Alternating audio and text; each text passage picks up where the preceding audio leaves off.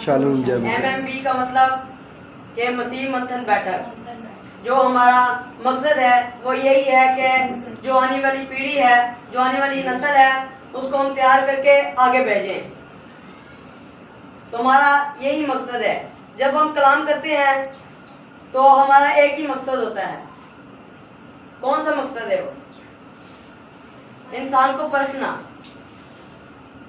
जब तक आप इंसान को परखेंगे नहीं, वक्त तक पहचान नहीं पाएंगे कि वो हमारे अंदर कौन सा फल पैदा करके जा रहा है। आपके अंदर बुरा तो नहीं फल पैदा कर रहा। आप तफसील लें कि अगर आप डॉक्टर किसी के पास जाते हैं तो आप उसको देखते हैं पहले कि ये अच्छी दवाई देता है नहीं देता। आप उसको तो परखेंगे, लेकिन जो कलाम करने आता है आप उसको नहीं परख सकते, क्योंकि आपके अंदर कलाम नहीं है।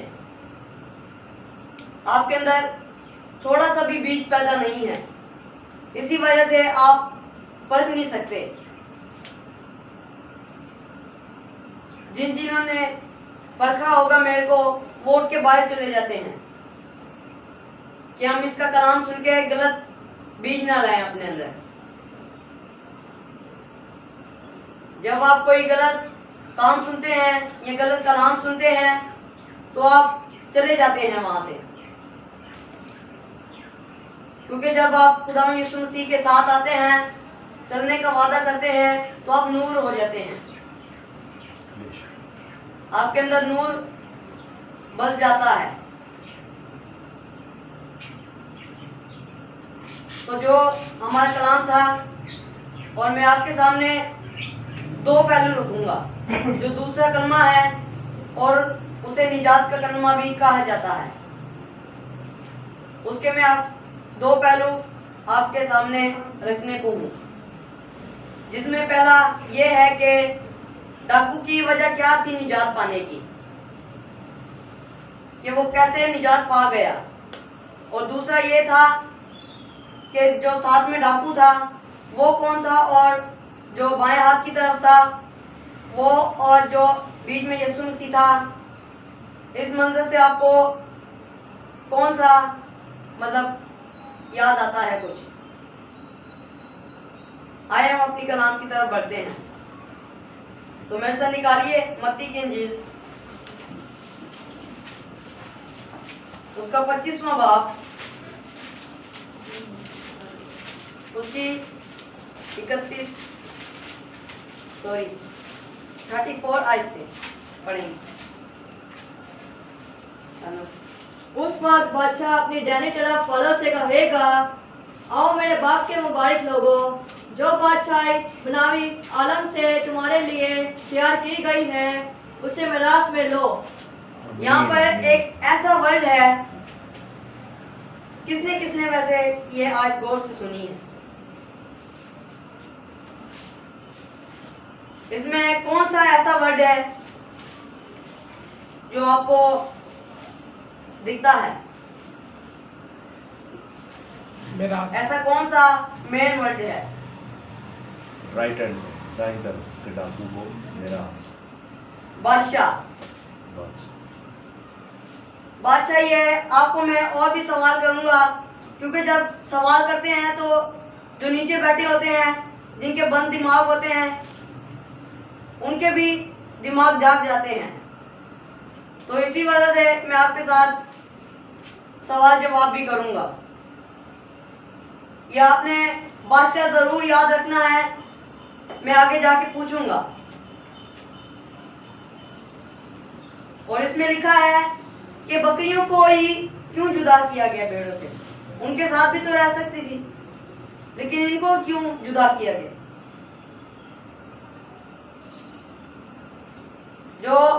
जो दाएं हाथ में है, दाएं हाथ की तरफ है, वो खुदावन के नूर के फर्जंद हैं, और जो बाएं तरफ है वो शैतान के नूर के तारीकी के फर्जंद हैं। ये तारीकी और नूर आपको कहाँ मिलेगा? आपको इफ्सियों की किताब उसका 5 बाब उसकी 8वीं आयत में ये आपको लिखा मिल जाएगा। पहले तो हम तारीकी थे, मगर अब हम नूर हैं।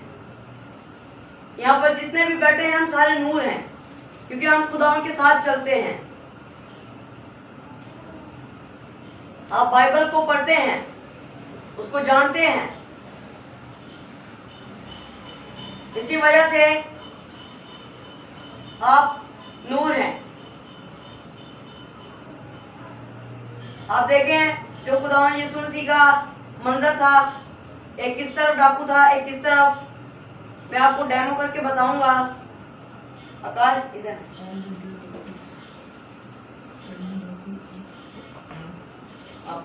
दूसरा डाकू भी आ जाए, दूसरा बंदा भी। देखें अभी यहाँ पर दो तरह की कलीसिया है, यहाँ पर दो तरह की कलीसिया है। एक कौन सी है? एक नूर की फर्जंद है और एक तारीकी की फर्जंद है। जो दाएं हाथ वाला है ये बेड़े हैं खुदावन की, ये खुदावन के साथ साथ चलती हैं। जहां खुदावन यीशु मसीह जाता है ये उनके पीछे जाती है, क्योंकि अक्सर आपने देखा होगा चरवाहों को भी कि भेड़ें उनके पीछे ही चलती हैं। जहां पर मालिक रुकता है वो वहां पर ही रुकेंगी। अगर आप बकरियों को देखते हैं तो वो मालिक को छोड़ के आगे भी निकल जाती हैं। उनको अपने मालिक की परवाह नहीं होती, अपने चरवाहे की परवाह नहीं होती। इसी तरह आप देखें जो छल्ले अंगूठियां पहनते हैं, बड़ी बड़ी शोएं मारते हैं, वो सब तारीकी के काम हैं। बेशक।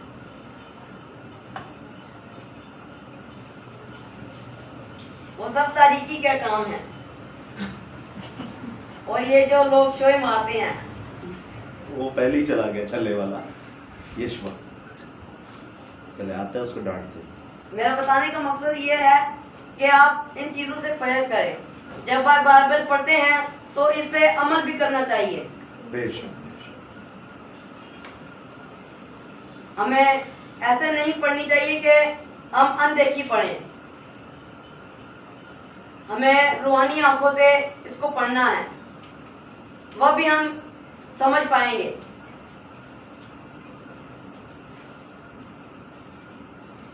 ये जो बकरियां हैं ये कौन सी हैं? तारीकी की फर्जंद है। डेमो है, रियल में नहीं। डेमो है। जी जी सही है, सही। ये जो बकरियां हैं ये तारीकी के फर्जंद हैं। इनको अभी आदत हो गई है कि ये तारीकी में चल रही हैं, ये गुनाह में चल रही हैं। जो लोग अक्सर फ्री फायर या पबजी खेलते हैं, जो वो खेलते हैं वो सारी तारीकी के काम है, क्योंकि शैतान किसी न किसी तरह इंसान को भड़कर आता है। और 21वीं सदी चल रही है और शैतान भी अपनी आबोताब के साथ काम करता है, आपको बाइबल से रोकेगा। मेरा भी यही है कि मैं अभी 2-3 दिन से पढ़ नहीं रहा बाइबल, स्कूल जा रहा हूँ, इसी वजह से मैं बाइबल नहीं पढ़ रहा। पर मेरी कोशिश होती है मैं रात को टाइम निकाल के इसको पढूं। मैं कुछ ना कुछ ज़हन में अंदर इसके मुताबिक होगा। तो ये जो तारीकी नूर की फजंद है ये खुदावन के साथ चलती हैं और हमेशा खुदावन के साथ रहेंगी। जब हम खुदावन के साथ रफाकत में आ जाते हैं तो वो हमारे लिए पहले से हमारी जगह तैयार कर लेता है। उसने हमारी पहले से जगह तैयार की होती है कि मेरा बेटा या बेटी इधर आएगा। लेकिन जो बाइबल पढ़ के भी उस पर अमल नहीं करते तो उनका कोई फायदा नहीं है, वो उसी तारीकी के काम में लगे रहें। उनको ऐसा क्या आ गया जो चर्चिस में जाने लग गए? वो चर्चिस से बाहर भी निकल के ही वही हरकतें करते हैं जो पहले करते हैं।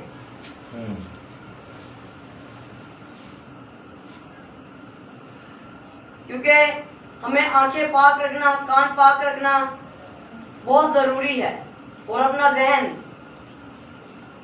बहुत जरूरी है ये पाक रखना। बदन का चिराग ही आंख है। जब आप किसी को बुरी नजर से देखते हैं तो आपका पूरा बदन खराब हो जाता है, गुनाह हो जाता है आपसे। खुदावंद ने सख्ती से मना किया है। आजकल के लड़के या लड़कियां देखें, वो और माँ बाप मना भी करते हैं, वो और इस चीज को बढ़ाते हैं।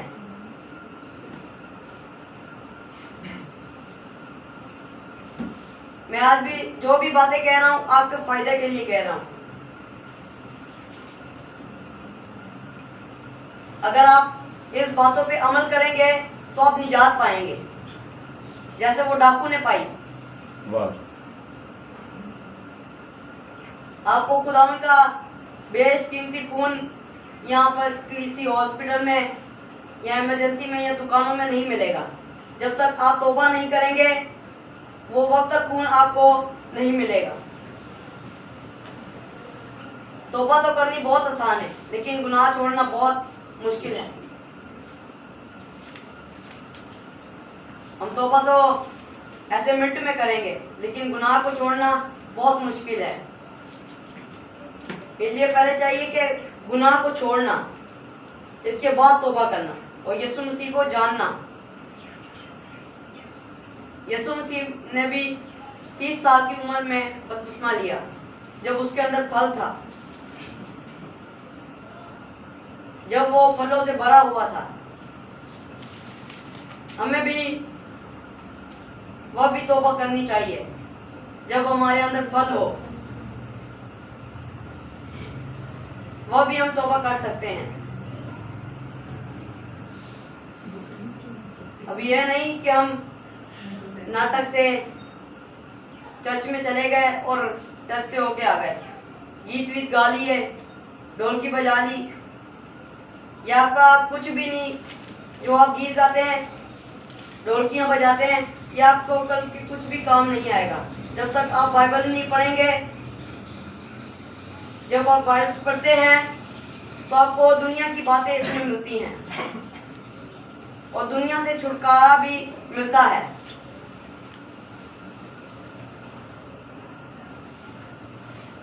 हमें चाहिए कि दुनिया में तो हम रहें, लेकिन दुनिया के हम शक्ल ना बने। जब हम दुनिया के हम शक्ल बन जाते हैं तो हम तारीकी की जाना तरफ शुरू कर देते हैं।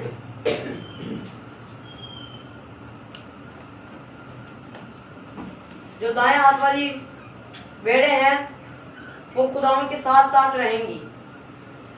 वो फिरदौस में जाएंगे जहां पर दूध और शहद की नदियां होंगी, खूबसूरत नजारा होगा, सोने का ताज।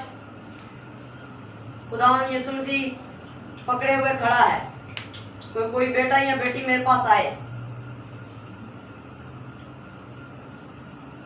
और जो तारीकी हैं, तारीकी वाले हैं, वो इसकी 41 आयत में लिखा है,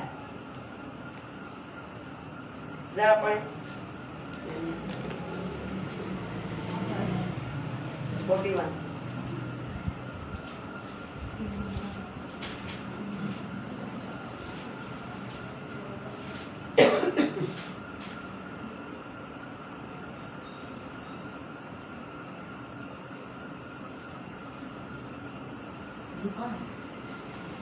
मत्ती की इंजील उसका 25वां बाब उसकी 41 है। अजान आप पढ़ लें अगर आपने निकाला, अगर आपने निकाला तो आप पढ़ें। फिर वो बाएं तरफ वालों से कहेगा, ऐ मालानो, मेरे सामने से उस हमेशा की आग में चले जाओ जो इब्लीस और उसके फरिश्तों के लिए तैयार की गई है। देश कौन सी? कहाँ पर खुदा यीशु मसीह हमें जाने का कह रहा है? जो तारीकी में है, हमेशा की आग में, जहाँ पर हमेशा की आग है। खुदावंद यीशु मसीह हमें वहाँ भेज देगा। जब हम उसके हुक्मों को मानेंगे ही नहीं, जब हम बाइबल नहीं पढ़ेंगे, तो हम खुदावंद से बहुत दूर हो जाते हैं, बहुत दूर हो जाते हैं। हम मुश्किल से खुदावंद के साथ रफाकत में आते हैं, लेकिन वो रफाकत टूटना मिनट का काम होता है। और यहाँ पर एक लानत भी दी गई है। जो तारीकी के फजल है उन पे खुदावन लानत करता है, उन पे खुदावन लानत भेजता है। बेशक जो खुदावन के साथ नहीं चलते उनको खुदावन लानत भेज देता है। अक्सर आपने देखा होगा कि लोग कहते हैं कि एक डाकू ही लान तान कर रहा था, मगर ऐसा नहीं है। दोनों मिलके ही लान तान कर रहे थे। आदिल भाई, आप कैसे कह सकते हैं? मैसा निकालिए मत्ती की अंजील, मत्ती की अंजील उसका 27वां बाब,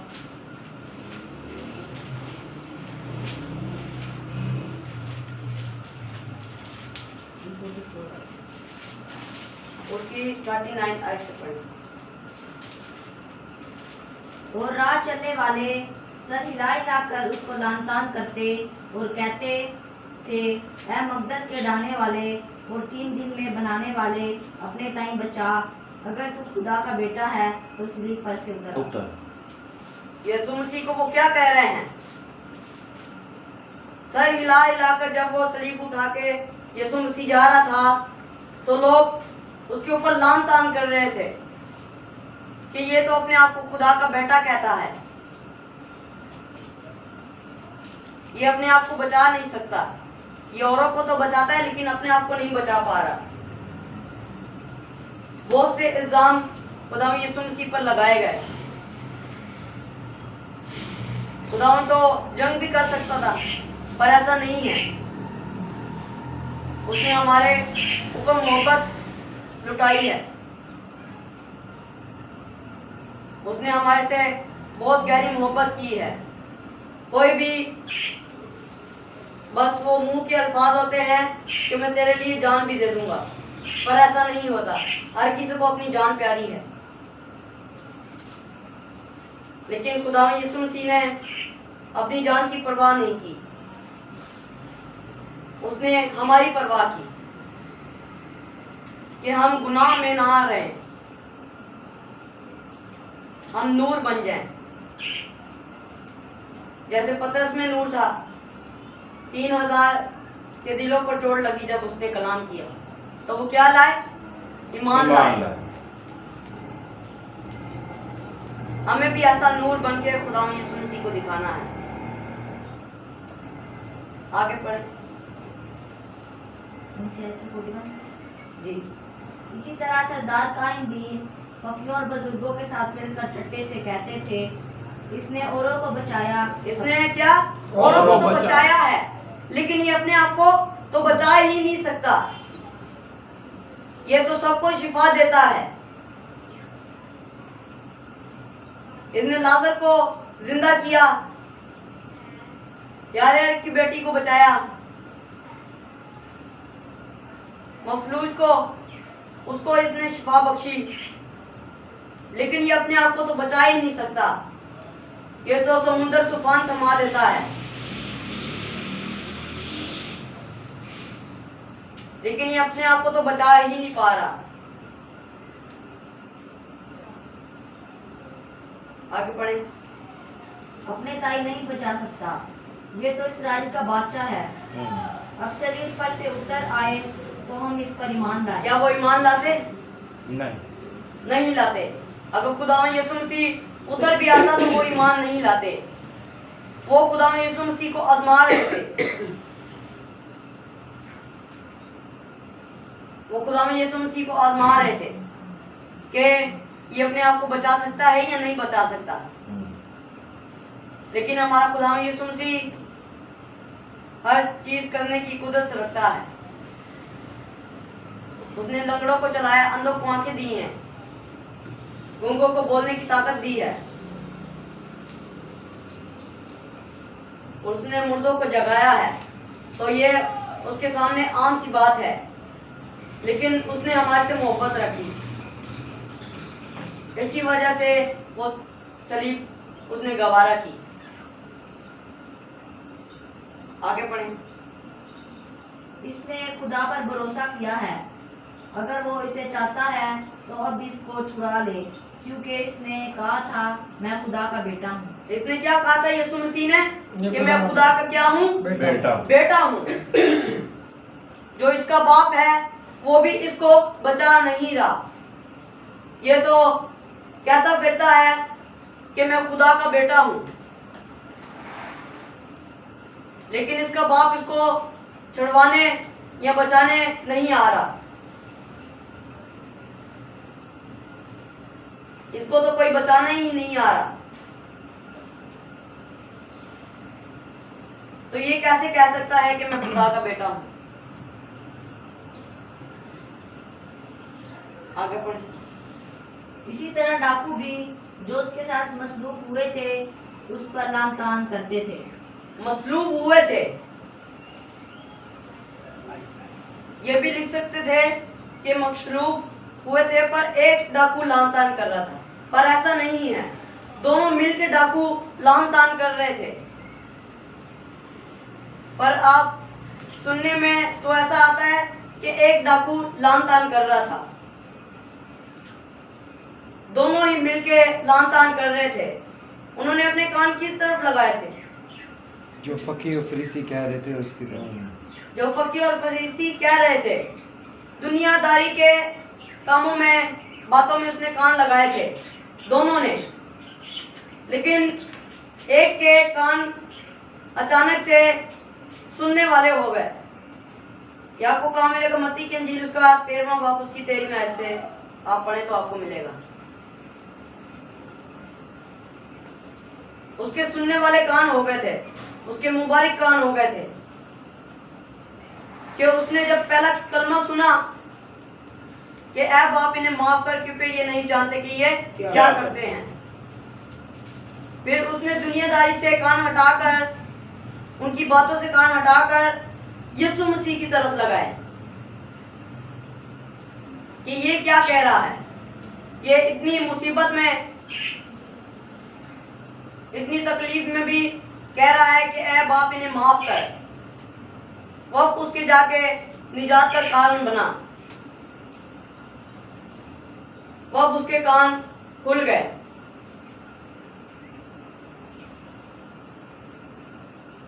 वह भी वो डाकू निजात पाया था। मेरे साथ एक और रेफरेंस निकालिए, लूका की इंजील उसका 23वां बाब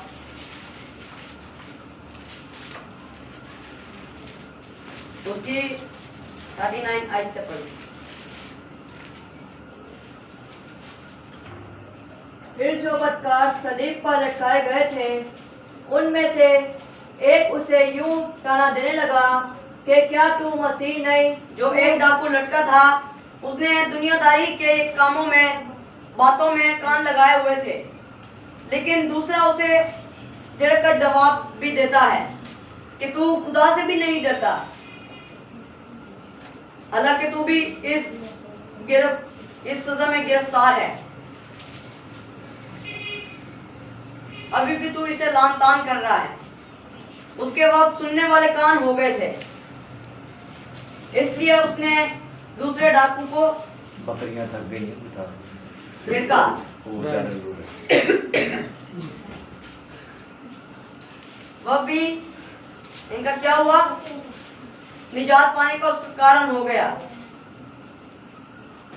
आगे लिखा है, मगर दूसरे ने उसे झिड़क कर जवाब दिया कि क्या तू खुदा से भी नहीं डरता, हालांकि उसी सजा में गिरफ्तार है। अगर आप दो दोस्त हैं, वो अगर किसी मुसीबत में फंस जाएं तो उसे दूसरा भी ताना देगा जिसके साथ वो गया होगा। वो अपनी गलती को मानेगा नहीं। जैसे आदम ने अपनी गलती को ना माना, उसी तरह वो भी अपनी गलती को नहीं मानेगा। वो भी बोलेगा कि इसने मुझे बुलाया था, फिर ये मैंने मिलके काम किया। वो अपनी गलती को नहीं मानता और वो मानेगा भी नहीं, क्योंकि वो तारीकी के फर्जंद हैं। जब आखिरी जमाना आएगा तो शैतान भी हम पे बहुत सारे तीर छोड़ेगा। कौन से तीर?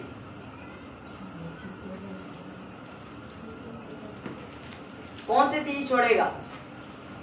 आपको इतना पता होना चाहिए क्योंकि आप बाइबल पढ़ते हैं। वो कौन से तीर छोड़ेगा हम पे? हमारी ख्वाहिशों के, जो हमारे अंदर ख्वाहिशें होंगी वो उसके तीर छोड़ेगा। वो उसके तीर छोड़ेगा और हमें वही ख्वाहिश लगेगी कि अगर मैंने मोबाइल लेना है तो मैं ये ख्वाहिश कर लेता हूँ और खुदा के रास्ते पे चलता हूँ तो प्लीज मेरे ऊपर वो तीर अटैक करेगा और मैं उसी ख्वाहिश को दोबारा चाहूंगा। ये नहीं कि वो रियल में आपके ऊपर तीर छोड़ेगा, नहीं, वो आपके अंदर ख्वाहिशें पैदा करेगा। वो आपके अंदर क्या करेगा? ख्वाहिशें पैदा करेगा। वो आपके अंदर ऐसा माइंड लाता है कि आप बूढ़े होके भी वो बात बूढ़े होते हैं तो वो एकदम से याद आ जाती है आपको कि मैंने ये अपनी माँ को बोला। एक दिन मोबाइल पे देख रहे थे तो एक बच्चे ने अपनी माँ का कत्ल कर दिया क्योंकि उसको पैसे नहीं मिले। ईद का दिन था, उसकी माँ ने उसको पैसे नहीं दिए, उसने कत्ल कर दिया। वो सब पैशन गोइयां पूरी हो रही हैं जो नबियों ने लिखी हैं।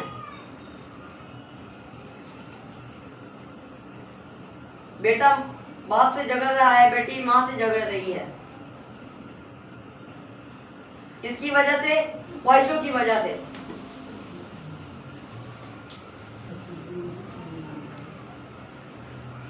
हम जो ख्वाहिशें अंदर अपने लाते हैं वो हम कभी भी नहीं भूलते। मैं भी नहीं भूलता, मैं अपनी बात भी बताता हूँ, लेकिन मैं कंट्रोल करता हूँ कि मैं खुदावन के रास्ते पे चल रहा हूँ, इन चीजों को छोड़ूं। पहले आपको मैंने क्या बात बताई थी? तो 2 वजूहात है। वजूहात तो हैं, लेकिन एक और बात बताई थी।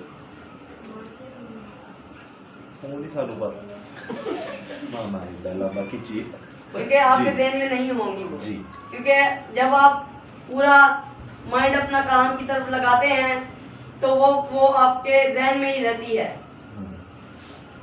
जब मैं ये कलाम कर रहा था तो आप भूल गए, लेकिन ऐसा होना नहीं चाहिए कि हम किसी की बात को भूल जाते हैं जो कलाम मुकद्दस में से ही है। मैंने वो बात बोली थी, बादशाह। जो बादशाह था, वो डाकू ने जो उसे ताना दे रहा था दूसरे को, उसने मान लिया था कि यही वो बादशाह है, जो दुनिया का बादशाह है वो यही है। इसलिए वो निजात पाया था, इसी कारण से कि उसने अपना बादशाह मान लिया था। जब आप देखें कि बच्चे की पैदाइश होती है, उसे क्या दिया जाता है? अक्सर गिफ्ट दिए जाते हैं, कपड़े, खिलौने, लेकिन नहीं, उसकी पैदाइश में ही यीशु मसीह की उसको सोना दिया गया था कि उसको पहले से ही अपना बादशाह माना गया।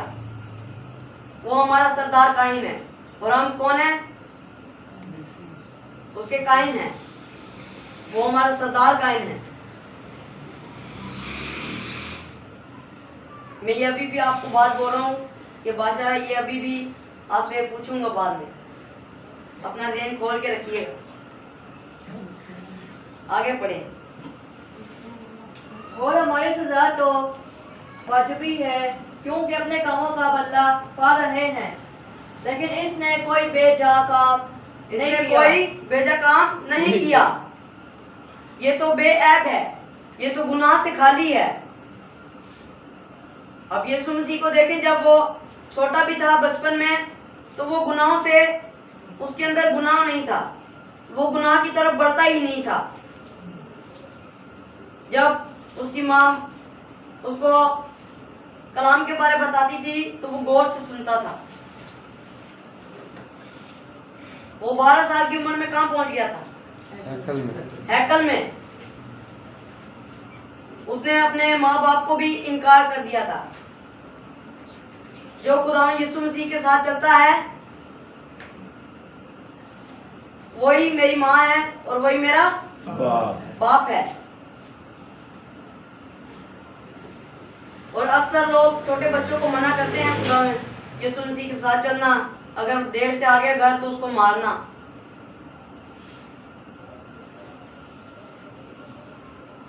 लेकिन ऐसा नहीं है,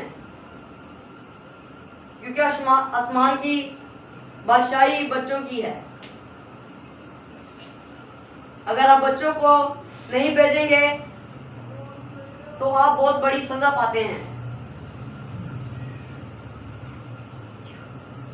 मेरे माँ बाप ने ख्वाहिश रखी थी कि एक मेरा बेटा खुदा उनको दे। वो उनकी बात कई सालों से जाके अभी पूरी हुई है। उनकी वो बहुत पहले साल की बात अभी पूरी हुई है। आमीन। और मैं खुदा का शुक्र भी करता हूँ कि उसने मुझे 2 महीने के अंदर यहाँ पर खड़ा कर दिया। हालेलुया। एक बार जोरदार ताली।